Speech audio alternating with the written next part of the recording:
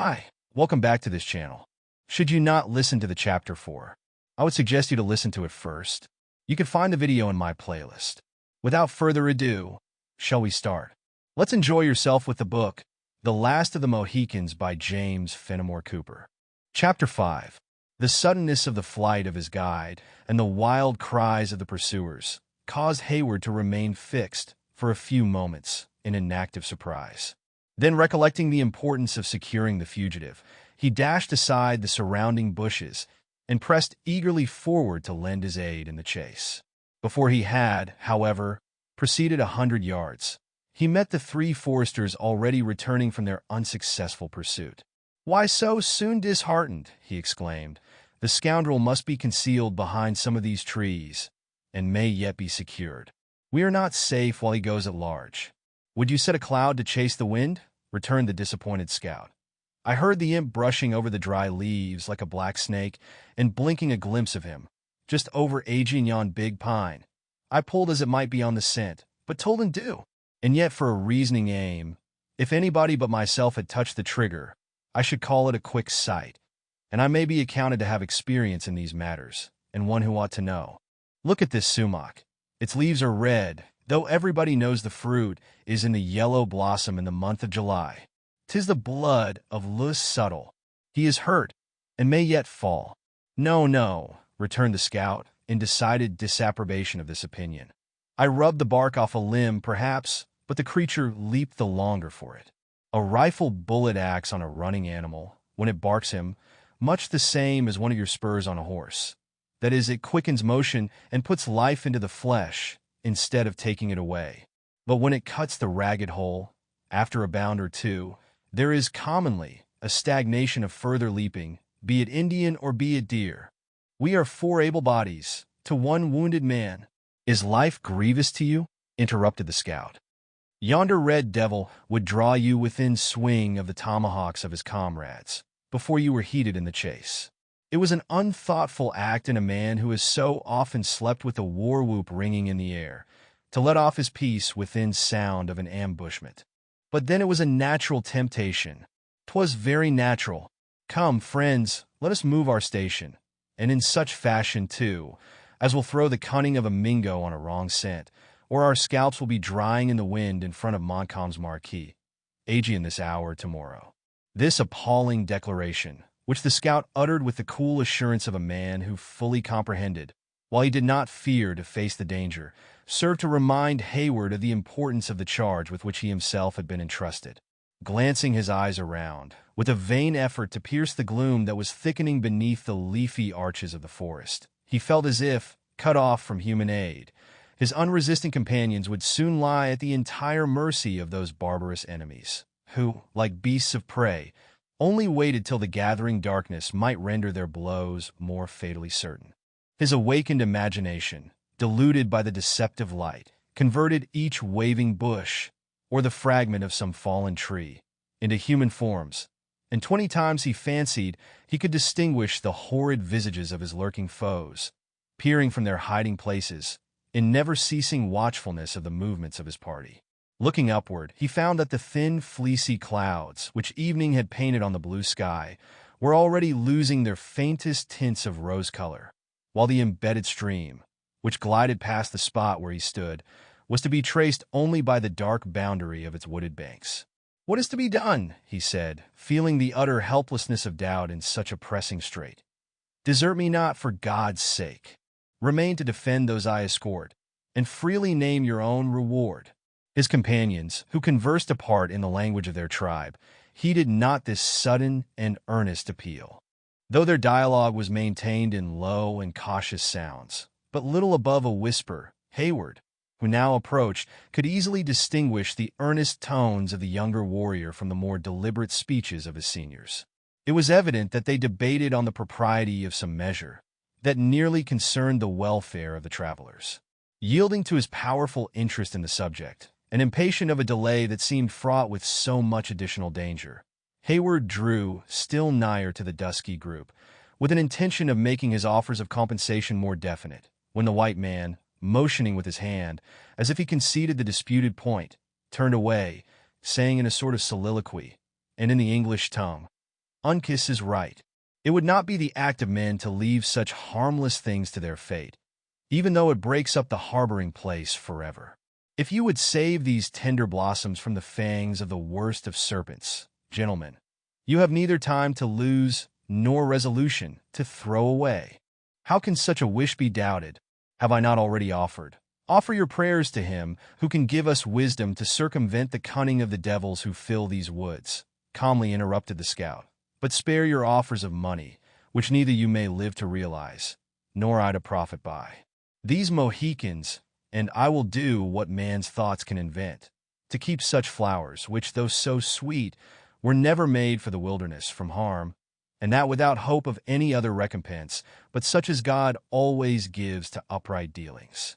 First, you must promise 2 things, both in your own name and for your friends, or without serving you we shall only injure ourselves. Name them. The one is, to be still as these sleeping woods. Let what will happen, and the other is, to keep the place where we shall take you, forever a secret from all mortal men. I will do my utmost to see both these conditions fulfilled. Then follow. For we are losing moments that are as precious as the heart's blood to a stricken deer. Hayward could distinguish the impatient gesture of the scout through the increasing shadows of the evening, and he moved in his footsteps swiftly toward the place where he had left the remainder of the party. When they rejoined the expecting and anxious females, he briefly acquainted them with the conditions of their new guide, and with the necessity that existed for their hushing every apprehension in instant and serious exertions. Although his alarming communication was not received without much secret terror by the listeners, his earnest and impressive manner, aided perhaps by the nature of the danger, succeeded in bracing their nerves to undergo some unlooked-for and unusual trial. Silently, and without a moment's delay, they permitted him to assist them from their saddles, and when they descended quickly to the water's edge, where the scout had collected the rest of the party, more by the agency of expressive gestures than by any use of words. "What to do with these dumb creatures?" muttered the white man, on whom the sole control of their future movements appeared to devolve. "It would be time lost to cut their throats and cast them into the river, and to leave them here would be to tell the Mingoes that they have not far to seek to find their owners. Then give them their bridles, and let them range the woods," Hayward ventured to suggest. "No, it would be better to mislead the imps, and make them believe they must equal a horse's speed to run down their chase. Aye, that will blind their fireballs of eyes. Chingachgook, what stirs the bush?" "The colt. That colt, at least, must die," muttered the scout, grasping at the mane of the nimble beast, which easily eluded his hand. "Uncas, your arrows!" "Hold!" exclaimed the proprietor of the condemned animal, aloud, without regard to the whispering tones used by the others. "Spare the foal of Miriam. It is the comely offspring of a faithful dam, and would willingly injure naught." "When men struggle for the single life God has given them," said the scout, sternly, "even their own kind seem no more than the beasts of the wood. If you speak again, I shall leave you to the mercy of the Maquas. Draw to your arrow's head, Uncas. We have no time for second blows." The low, muttering sounds of his threatening voice were still audible when the wounded foal, first rearing on its hinder legs, plunged forward to its knees. It was met by Chingachgook, whose knife passed across its throat quicker than thought, and then precipitating the motions of the struggling victim, he dashed into the river, down whose stream it glided away, gasping audibly for breath with its ebbing life. This deed of apparent cruelty, but of real necessity, fell upon the spirits of the travelers like a terrific warning of the peril in which they stood, heightened as it was by the calm, though steady resolution of the actors in the scene.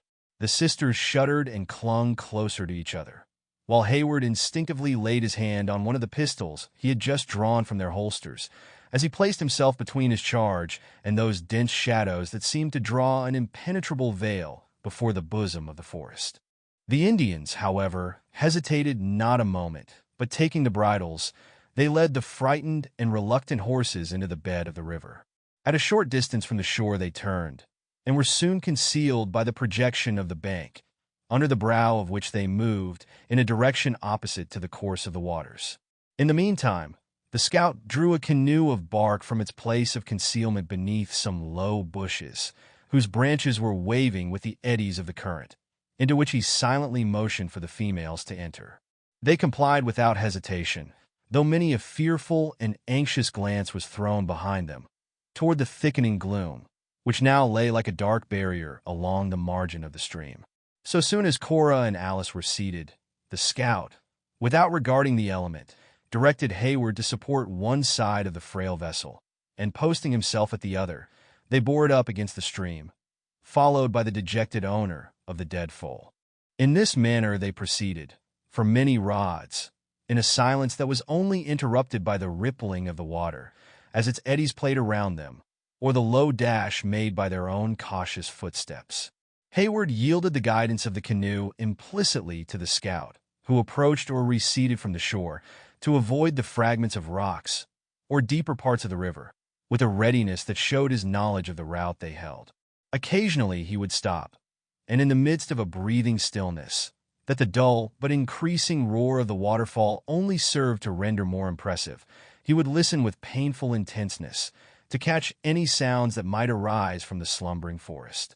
When assured that all was still, and unable to detect, even by the aid of his practiced senses, any sign of his approaching foes, he would deliberately resume his slow and guarded progress. At length they reached a point in the river where the roving eye of Hayward became riveted on a cluster of black objects, collected at a spot where the high bank threw a deeper shadow than usual on the dark waters. Hesitating to advance, he pointed out the place to the attention of his companion. "Aye," returned the composed scout, "the Indians have hid the beasts with the judgment of natives. Water leaves no trail, and an owl's eyes would be blinded by the darkness of such a hole." The whole party was soon reunited, and another consultation was held between the scout and his new comrades, during which they whose fates depended on the faith and ingenuity of these unknown foresters had a little leisure to observe their situation more minutely. The river was confined between high and crag rocks, one of which impended above the spot where the canoe rested. As these, again, were surmounted by tall trees, which appeared to totter on the brows of the precipice, it gave the stream the appearance of running through a deep and narrow dell. All beneath the fantastic limbs and ragged tree tops, which were, here and there, dimly painted against the starry zenith, lay alike in shadowed obscurity. Behind them, the curvature of the banks soon bounded the view by the same dark and wooded outline. But in front, and apparently at no great distance, the water seemed piled against the heavens, whence it tumbled into caverns, out of which issued those sullen sounds that had loaded the evening atmosphere. It seemed, in truth, to be a spot devoted to seclusion, and the sisters imbibed a soothing impression of security as they gazed upon its romantic though not unappalling beauties. A general movement among their conductors, however, soon recalled them from a contemplation of the wild charms that night had assisted to lend the place to a painful sense of their real peril. The horses had been secured to some scattering shrubs that grew in the fissures of the rocks, where, standing in the water, they were left to pass the night. The scout directed Hayward and his disconsolate fellow travelers to seat themselves in the forward end of the canoe, and took possession of the other himself, as erect and steady as if he floated in a vessel of much firmer materials. The Indians warily retraced their steps toward the place they had left, when the scout, placing his pole against a rock by a powerful shove, sent his frail bark directly into the turbulent stream. For many minutes the struggle between the light bubble in which they floated and the swift current was severe and doubtful. Forbidden to stir even a hand, and almost afraid to breath, lest they should expose the frail fabric to the fury of the stream, the passengers watched the glancing waters in feverish suspense. 20 times they thought the whirling eddies were sweeping them to destruction, when the master hand of their pilot would bring the bows of the canoe to stem the rapid. A long, a vigorous, and, as it appeared to the females, a desperate effort closed the struggle. Just as Alice veiled her eyes in horror, under the impression that they were about to be swept within the vortex at the foot of the cataract, the canoe floated, stationary, at the side of a flat rock that lay on a level with the water. "Where are we, and what is next to be done?" demanded Hayward, perceiving that the exertions of the scout had ceased. "You are at the foot of glens," returned the other, speaking aloud, without fear of consequences within the roar of the cataract. "And the next thing is to make a steady landing, lest the canoe upset, and you should go down again the hard road. We have traveled faster than you came up. 'Tis a hard rift to stem, when the river is a little swelled, and 5 is an unnatural number to keep dry, in a hurry-scurry, with a little birchen bark and gum. There, go you all on the rock, and I will bring up the Mohicans with the venison. A man had better sleep without his scalp than famish in the midst of plenty." His passengers gladly complied with these directions. As the last foot touched the rock, the canoe whirled from its station, when the tall form of the scout was seen, for an instant, gliding above the waters, before it disappeared in the impenetrable darkness that rested on the bed of the river. Left by their guide, the travelers remained a few minutes in helpless ignorance, afraid even to move along the broken rocks, lest a false step should precipitate them down some one of the many deep and roaring caverns, into which the water seemed to tumble on every side of them. Their suspense, however, was soon relieved, for, aided by the skill of the natives, the canoe shot back into the eddy and floated again at the side of the low rock before they thought the scout had even time to rejoin his companions. "We are now fortified, garrisoned, and provisioned," cried Hayward cheerfully, "and may set Montcalm and his allies at defiance. How now, my vigilant sentinel, can see anything of those you call the Iroquois on the mainland?" "I call them Iroquois because to me every native who speaks a foreign tongue is accounted an enemy, though he may pretend to serve the king. If Webb wants faith and honesty in an Indian, let him bring out the tribes of the Delawares and send these greedy and lying Mohawks and Oneidas with their 6 nations of varlets, where in nature they belong, among the French. We should then exchange a warlike for a useless friend. I have heard that the Delawares have laid aside the hatchet, and are content to be called women. Aye, shame on the Hollanders and Iroquois, who circumvented them by their deviltries, in such a treaty. But I have known them for 20 years, and I call him liar that says cowardly blood runs in the veins of a Delaware. You have driven their tribes from the seashore, and would now believe what their enemies say, that you may sleep at night upon an easy pillow. No, no. To me, every Indian who speaks a foreign tongue is an Iroquois, whether the castle of his tribe be in Canada or be in York. The principal villages of the Indians are still called castles by the whites of New York.